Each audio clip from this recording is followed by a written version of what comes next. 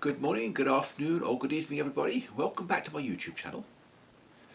If you have been following the K&R and Scenic Valley Railroad build, you will know that in the previous installment I completed the lower helixes, joining the staging level with the diorama level. For this week's installment, I'm going to start work on the benchwork for the second level. So let's just head out into the workshop and get to work. Well, with the lower helixes as far as I can get them yesterday, today it is time to start on the benchwork for the middle level. And I am going to start over in this corner here, where it comes off the back of this lower helix. I spent last night getting some drawings set up, working out exactly what I needed in the way of framing. Well, for the first 5 sections anyway. It gets kind of complicated over the other side by the trestle, and I'm not going to even start the peninsula yet, because as soon as I do that it will take away a lot of my workspace. At the moment it's good to have that area open as long as possible. I'm going to start on this L-shaped piece. This angled edge goes alongside the edge of the helix, which is where my finger's circling now. And I've got to get this position, get the height right, and then I can start working on the pieces that go next to it. Some of these coloured members here I have to notch for the grade down to the staging yard, but I don't know exactly how much to notch out yet until I get the roadbed calculated. But the first thing I'm going to have to do is to cut a whole bunch more strips up on the table saw. So let me quickly do that and I will be right back. Well, I've cut a good number of the parts for the first 3 frames, but I goofed earlier. I didn't rip anywhere near enough on the table saw. I had a second cutting list on the back of the sheet and I forgot to turn it over, which is a little bit annoying because I cleaned up after ripping it thinking that I wasn't going to need the table saw again for a bit, and now I've got to make another mess. So don't go away, I'll be right back. Well, this first frame of the second level is now temporarily in place. At the moment it's just held in place with clamps. I have 3 temporary legs at the back. Eventually the back will rest on a ledger board, but for the time being I need to support it on legs from the lower level because I don't have a wall there. And I'm going to need a temporary leg in the front as well, although ultimately this double beam here is the start of a strong C bracket which will support the second and third levels from the wall. Anyway, I'm just in the process of making sure that it's in exactly the right place, and when I'm happy with the location I will attach it with screws. I did get a little bit lucky at this end. I wasn't thinking about this piece here. It turns out that the support for the helix at that point was exactly the right height for this frame to rest on. As I was lifting it into place, I thought for a moment I was going to have to trim it, but I got lucky. And sometimes it's better to be lucky than good. So anyway, let me get back to work. I'll check in with you again later. Well, I now have this piece permanently installed. The 4 brackets that support it from the helix and the approaches at this end, 2 at the back and 2 at the front. Where's the other one? There it is, in there. And this one. Those 4 are permanent. The ones at the back, those are temporary. They'll be replaced with a ledger board eventually. This leg at the front is also temporary. It won't be required once this C bracket has been built. And the one in this corner, it probably isn't necessary once the C bracket is installed properly, but it's not in the way, and I will probably end up keeping it when I reinstall it in the client's upstairs room. Well, that is about all I can do today. I have got the sub-roadbed exiting the helix and crossing over onto the new benchwork. This last piece is not yet installed, it's just resting there. At some point I'm going to have to cut it. The stream bed goes in this section here between these 2 joists. I'm going to lay the roadbed continuously and then cut it out for the bridge later once I know that everything's lined up properly. That way the 2% grade continues smoothly across it. Even though it's only a single track, I'm putting in 6-inch wide roadbeds. That gives me plenty of leeway, plenty of tolerance, and also a good amount of gluing surface for the scenery either side it. It's a lot easier to come back with a jigsaw later and cut out bits where I need low-lying scenery than it is to add extra wood if I'm too narrow. Anyway, I'm going to sign off for today, and I will continue tomorrow. Don't go away. Well, I thought about something last night after I went in. This area is wrong. It's a very subtle adjustment, but what I need to do is make a saw cut across here and put an 1/8-inch step in the sub-roadbed, because I come off the helix using the thin foam roadbed and I go to the thick foam roadbed where it becomes visible. So I'm just going to cut this with a jigsaw and then make a splice plate with a step in it. And then after that I have to adjust 3 sets of risers. One there, and one there. It shouldn't take me more than a few minutes to make that change, so I'll do that quickly and then I can continue where I left off yesterday. Don't go away, check in with you again later. Now the last 2 screws are in, and there's plenty of glue squeezing out, which is what I like to see. That tells me I have enough on. And here you can see the reason why the screws are temporary, because they come through. If I use shorter screws, they won't hold so well. Now I've got to back out the screws on the next 2 risers, just like I have done with this one, and I can reset the grade. Well, it's only been a few minutes, probably about 20 minutes since I got out to the workshop, and this is all done. I'm back to where I was last night. The difference being that it is now correct. The next task for today is to get the riverbed in and then extend this sub-roadbed all the way to the end of this frame, and then I'll be in good shape to be able to calculate the elevations for the next frame that goes in here where the lamp now is. So I'm just going to turn the camera off and get busy. I'll check in with you again later. Don't go away. Well, because of the elevation of the stream, this frame has to be cut down a lot lower here than it is for the rest of its length. So to avoid it becoming a weak point, I have reinforced the inside. I've got 2 layers laminated onto it, both screwed and glued. The low spot is only going to be a few inches wide, so we've got all this length at the ends to splice it. Maybe about 1/3 of that width is going to be cut out. So I've got a 2-inch piece in front, and then 1.5-inch ledges around 3 sides that the stream bed is going to rest on, which is going to be made out of a piece of plywood. It's just going to sit in there, and that'll be screwed and glued, and that will also be structural. So once everything is finished, I will have 3 thicknesses at 2 inches high as opposed to 1 at 3.5, and it's fairly close to one of the main support brackets, so even if it is weaker than the rest of it, it still becomes a legitimate cantilever.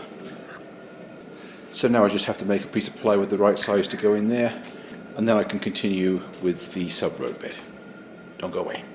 Well, the stream bed is now installed. I've elected not to screw it. I've just put a generous bead of glue in there all the way around, because if I screw it I run the risk of splitting the wood below, because it's very thin strips of plywood. Well, the next frame is now built and installed. This end has the final arrangement for holding it in place. I've got a ledger board on the end of the previous frame and 3 bolts. This end, it's still temporarily rigged.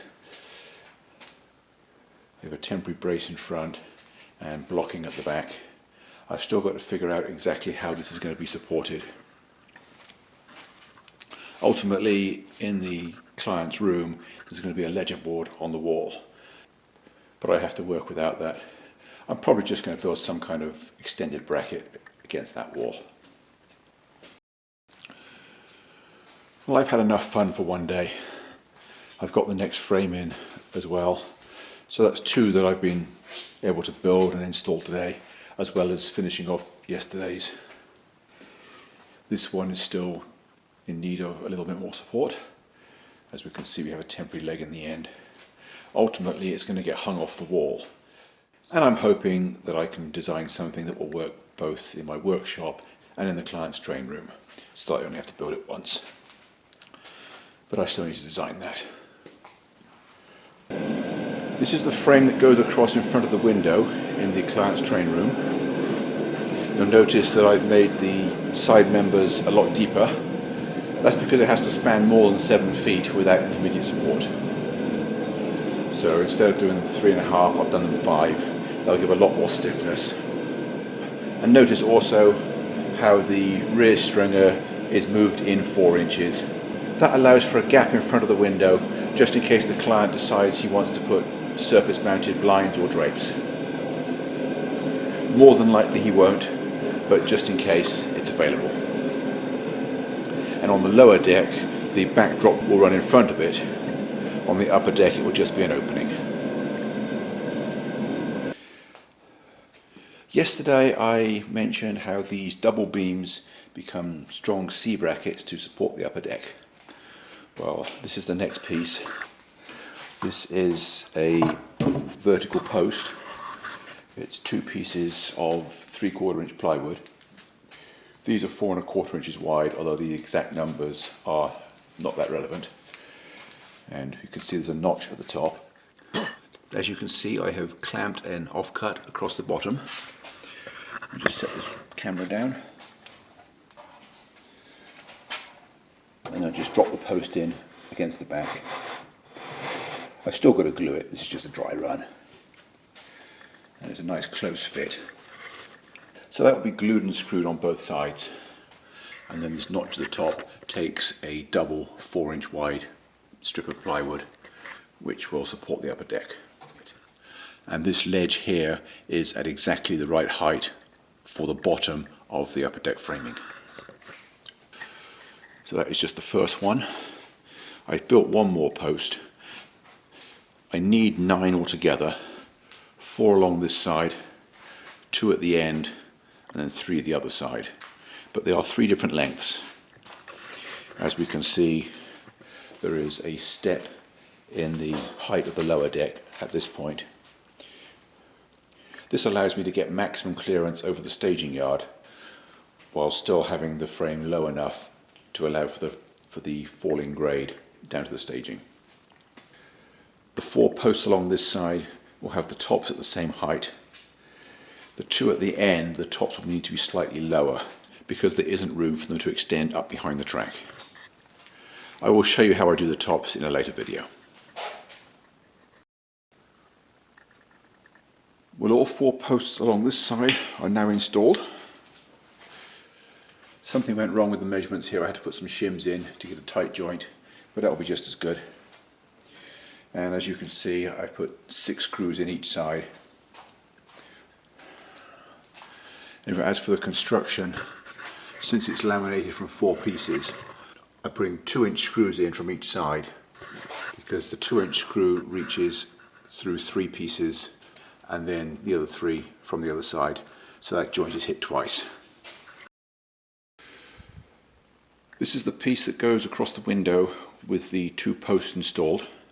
This one is fairly straightforward since it's on an end frame, and that leaves it nice and rigid.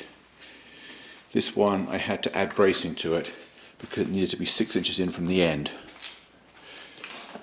Therefore I have these horizontal pieces, top and bottom, bracing it to the first joist. Otherwise it would have no strength at all, it would just be really wobbly. But this is rock solid.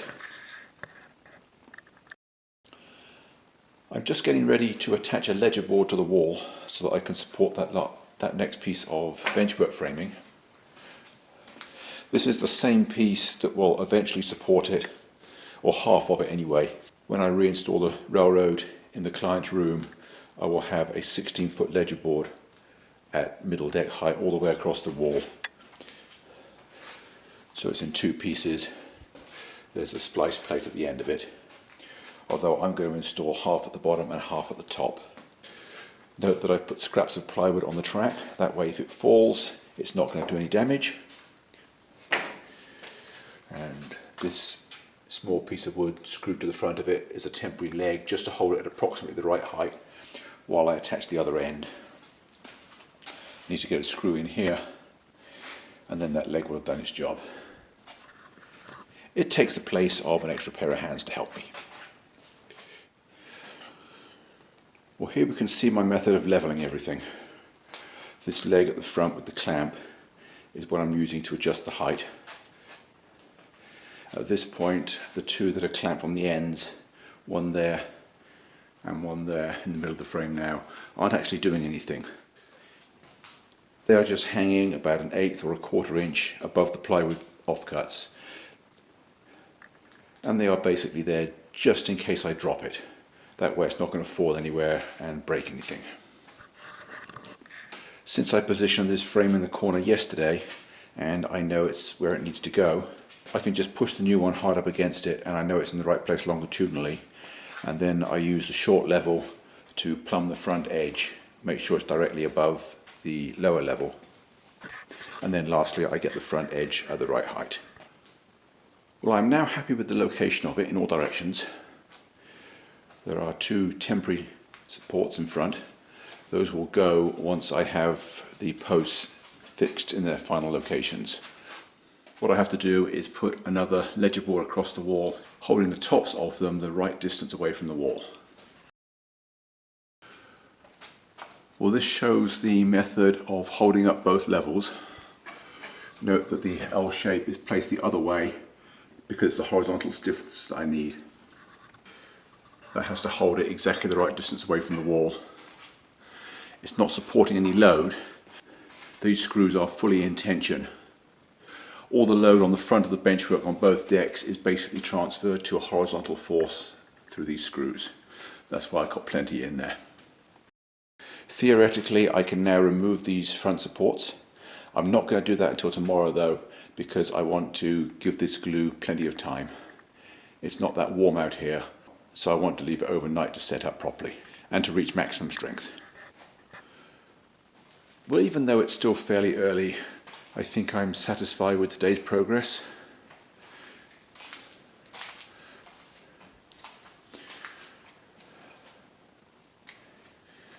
The next task is to get all the sub-roadbed in.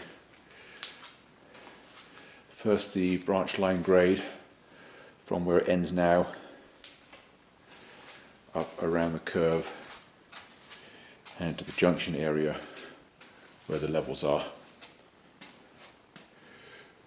and then the double track main line around the back of it, remaining level all the way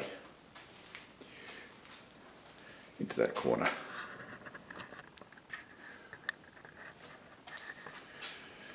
Neither of them are straight. I've got to work out exactly where they need to go. I don't think it's worth the expense of getting a full-size print, so I'm just going to be calculating everything. I'm just going to go in now and do all the head work so that tomorrow I know exactly what I'm doing.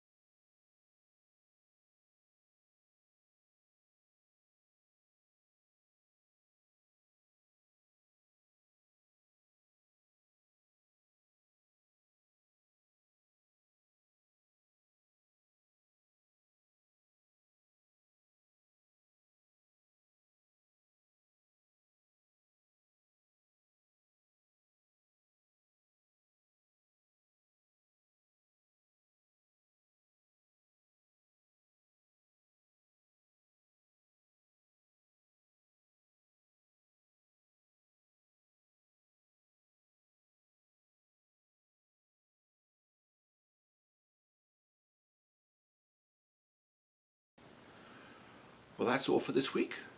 Hope you enjoyed this presentation, and I hope you found something useful. So I'm going to sign off here, and I hope to see you again next week. Thanks for watching, and bye for now.